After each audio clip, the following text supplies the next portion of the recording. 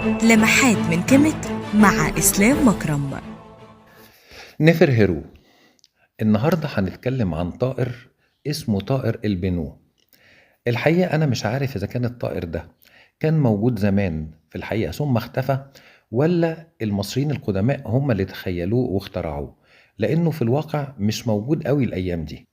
طائر البنو هو أساس نظرية الخلق عند أجدادنا القدماء. هو الكائن الذي خلق نفسه بنفسه. هو كائن متجدد، بل هو دائم التجدد، يعني أبدي، لأنه بيعيد خلق نفسه كل صباح زي الشمس. لذلك هم كانوا بيعتبروه طائر شمسي. كانوا بيعتبروه البا بتاعة رع. با يعني الروح بتاعة رع، أي إنه كان روح الشمس. بنلاقيه ممثل في النقوش الجنائزية، لأنه طبعا مرتبط بالبعث والخلود.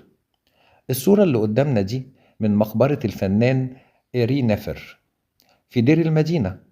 هنشوف طائر البنو هو داخل المركب.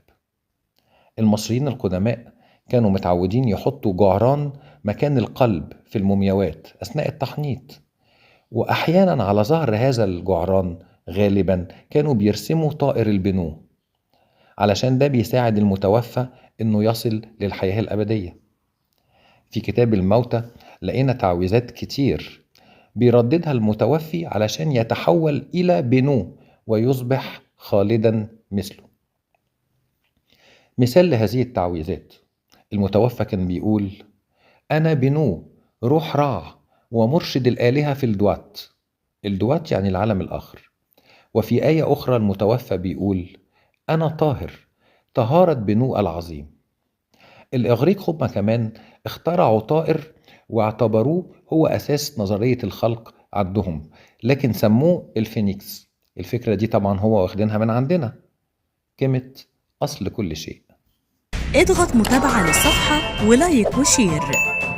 كيميت أصل كل شيء.